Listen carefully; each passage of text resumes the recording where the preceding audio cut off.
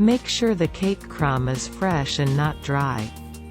Don't let the chocolate set on cake pops, it will be difficult to stick the sprinkles or sugar beads on the pops. Always shake off excess chocolate from the cake pops, after dipping them in melted chocolate. Ensure the melted chocolate is nice and hot before you dip the cake pops, it will give you an even coated and shiny cake pops.